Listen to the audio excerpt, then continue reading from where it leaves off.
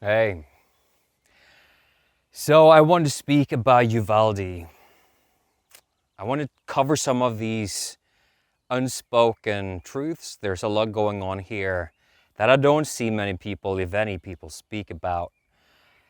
There are certain characteristics when it comes to these shooters that are absolutely crucial to understand the kind of psychology that is playing out here. And I think you'll find that what is being named as the cause of this, whether it's psychology or guns or whatever, this underlying sociological theme needs to be covered, and it has to do with present fathers. So stay with me until the end and we'll cover several angles and we'll look at what happened in Uvalde and discovering that is very peculiar and that something is definitely very fishy. But first of all, I'm going to just say, I'm sorry to be neglecting you for all of this time. I've been, as I told you in the previous video, that's like a month ago, I've been really busy with private stuff, working with my hands, getting ready my home to sell it. I sold it, and yeah, so that's now over. And I got engaged with Michelle, so that's very exciting. My fiancée Michelle, I don't think I've ever spoken. Yeah, well, of course you've seen her. You've seen her in several videos if you've been following this channel for a while. Of course you have. So let's dive into this. The Uvalde shooting has, of course, covered a lot of the front pages, and a lot of people have been talking about it for, I guess it's almost 2 weeks now. It's tragic. I think it's 21 children that died. Heartbreaking, agonizing, and of course it's stirring up a lot of emotion. And there are two basic narratives that are being peddled, and they are very congruent with the two polarities politically. So for the left, it has all to do with guns, the gun itself. And for the right, it has all to do with the person that holds the gun. Now, I think both of these are true but partial. Of course, isolated, looking at the fact of school shootouts, massacres of any kind, if nobody had guns, obviously they wouldn't happen with guns, but they could happen with knives. Knives and killing with knives, cutting wounds are way more common than guns, and we're not talking about abolishing knives, obviously, because you can use it to carve things and cut bread and slice meat and all of these things. So they're very essential, right? They're tools. So fair enough, I can come along on that ride for a certain length, for a certain stretch of the journey. And then of course the other side is, no, actually it's what's going on up here that is at the root of things. And as I've grown older, I have started to align more and more with that perspective. But I think it's very unfortunate to think of these people simply as crazy psychopaths, various kind of whack jobs. They're a symptom of something bigger, and it's fatherlessness. I haven't studied this particular shooter deeply, so take that into account.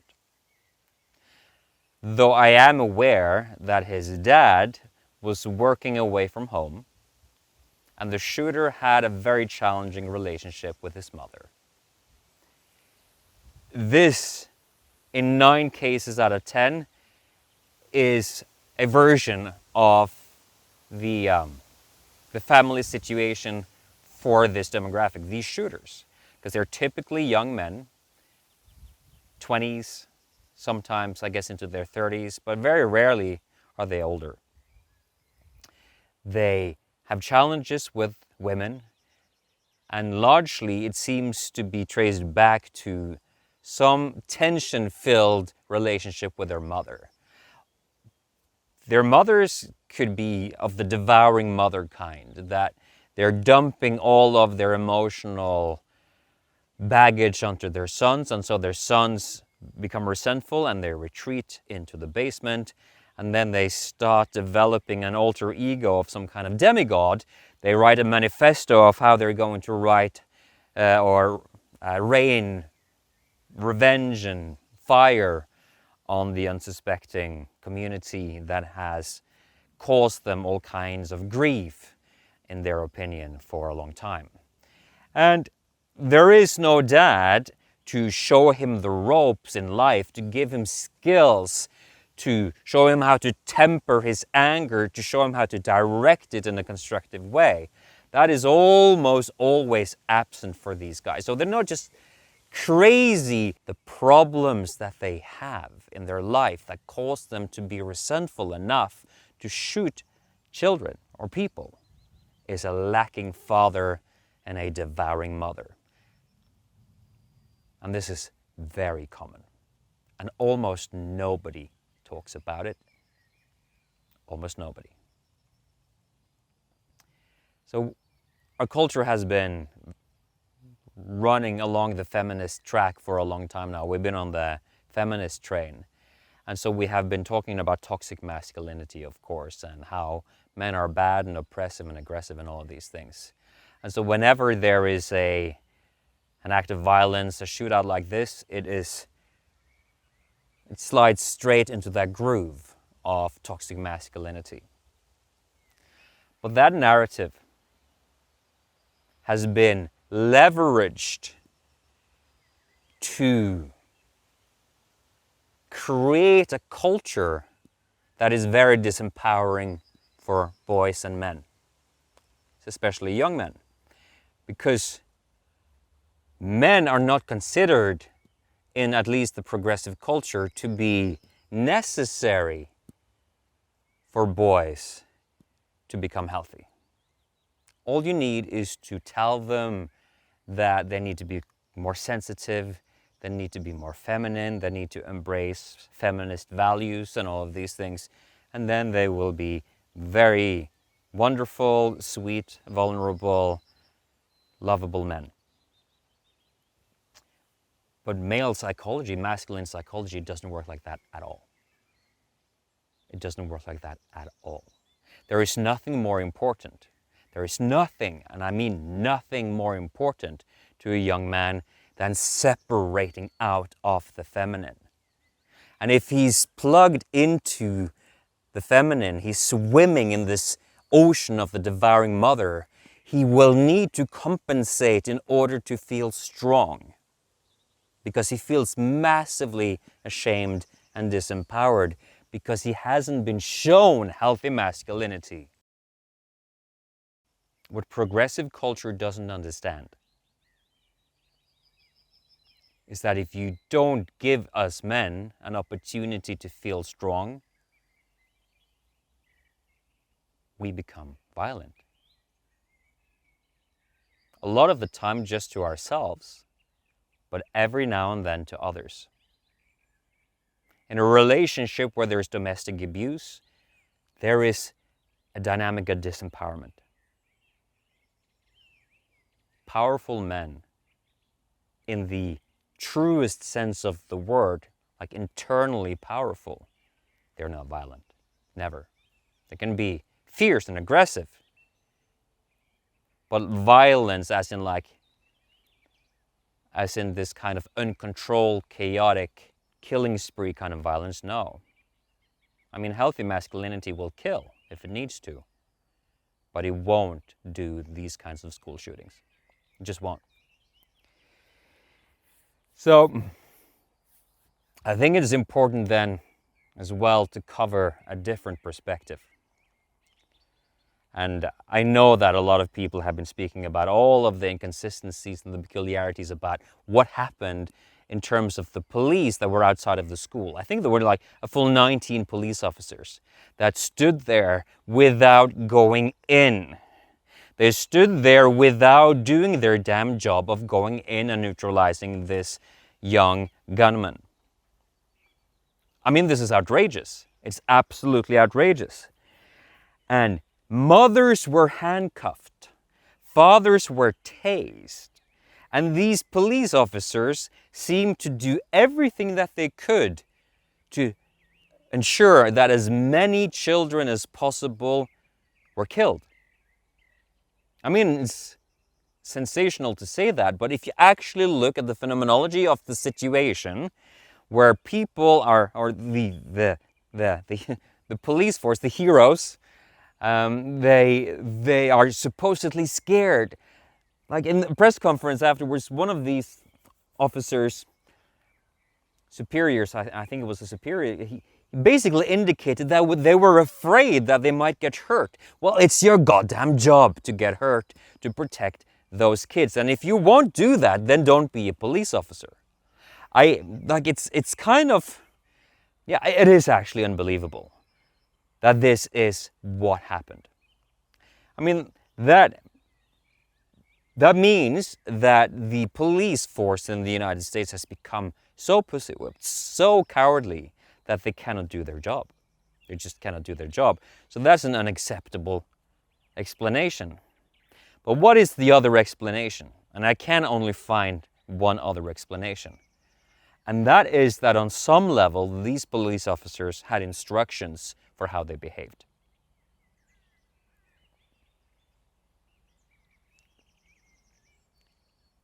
I mean, help me out here in the comments and see if you can find another explanation for the behavior of these police officers that let 21 children bleed out without lifting a finger.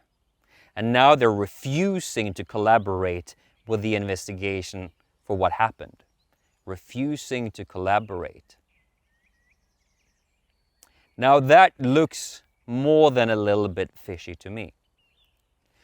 The police, the shooter rather, he bought guns just a few days prior, really fancy guns, brand new spanking guns. I think they were like $2,000 a pop, when he could get guns to carry out that mission, that horrible mission, for just a few $100s. He bought these big fancy guns. He shot his grandmother first. Nobody warned the school. I think there was some new car involved. I don't have all of those details. Feel free to share with me in the comments. But all of these things add up to a really fishy scenario. So let me speculate with you a little bit and open the door to maybe a little bit of conspiracy theory. The FBI has been engaged in frequent acts of entrapment of young Muslims over the past several decades. And so they've been supporting and stoking the flames of these Muslims, and often they're very disenfranchised, they're struggling, they don't have a mission or a purpose, they don't have any of these things, and so they're easy targets to groom for terror. And so they're not religious extremists per se, they're actually carrying out a mission for, say, the FBI. And the mission, of course, is to act the part of a terrorist, and then the very same agents or the very same intelligence agencies that have been grooming these boys for terror, then they come in and arrest them and say, oh, we averted terror yet again. Look at how dangerous the world is and how important it is that we keep having these extraordinary privileges and the Patriot Act and all of these things. So problem, reaction, solution, right? They create it and then they have the solution, and you get to be in this perpetual state of worrying that there will be terror. Is it so unlikely at this point that many of these school shootings have been designed in a similar way? It is very simple to identify these boys. I just gave you the recipe. An absent father, bad relationship with their mother, living an alter ego lifestyle, a quasi-heroic lifestyle online, frequenting some shady online groups with some extremist views.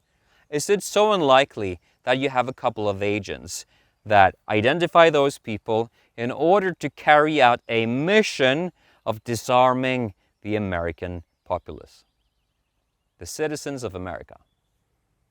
Because I know this is a bit spicy, and many of you will probably not like what I'm saying, but it's very clear that the Democrats want to disarm the population. They want to basically violate the Constitution. Like why? Is it truly to protect children? It doesn't seem like they've been very interested in protecting children based on what they've been doing with masks and the thing in the arm for the past year or so, maybe 2 years. Been a lot of children dying unnecessarily. So do they really care so much about protecting kids? I don't think so. I don't think so. But again, it's just speculating. It's just speculating. But what we do know for sure is that something about this whole situation is very fishy. Nothing adds up. And we need to have the conversation about how young men without present fathers, without elders, masculine mentors, they can actually rot internally and become aggressive in this way. And this is why we as men, we really need to help these young men find their way. Because I remember when I was in my early 20s, I also had struggles, emotionally, psychologically, because I hadn't been given a compelling image of what masculinity was. And I had all kinds of fire on the inside that was burning me. And it wasn't being funneled into some constructive pursuit, it was burning me. And I was turning a little unstable. And that's why I discovered meditation as a way out. And thank God I went that way as opposed to a different way. But having had that experience, I understand a thing or two about the things that need to happen for young men in order to feel empowered, dignified, having self-respect, self-love, and also, at the core of it, to be successful with women. Because at the end of the day, none of these shooters are successful with women. They're loners. And if they had a girlfriend, they wouldn't be shooters. They just wouldn't. That's not the demographic that does this. It just isn't. So, what do you think? Is there any credibility to this theory that there may be some kind of centralized three-letter agency collusion here with whatever forces, the police, politicians, in order to create a narrative that can leverage a disarming of the American population and thus instantiate more strict control?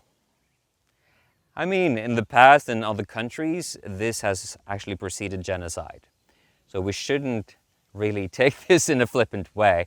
And seeing what Trudeau is doing now and what's been done in places like Australia, I guess New Zealand, it's this disarming of the population seems to go together with an increased level of tyranny, doesn't it? So do you actually want that, or do you want to address the underlying issues? Yeah, my argument here is more towards the political right. It is. But it's not as simple as saying they're whack jobs. It is much more complicated than that.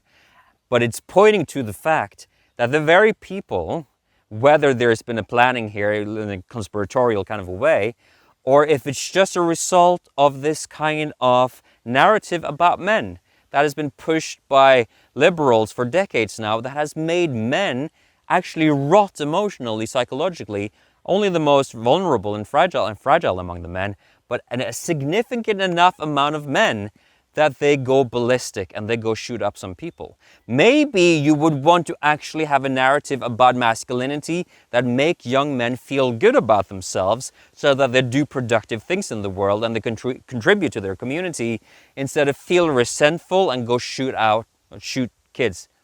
I mean, it's too tragic to not have an intelligent conversation about the underlying causes as far as I'm concerned. So you may disagree with me, you may not, but I would love to hear what you think in the comments down below. And sorry again for taking so long to get back to you guys, but now that I have more space in my life, I'm going to start recording more videos again. So thanks for coming back, and I'll see you in the next one.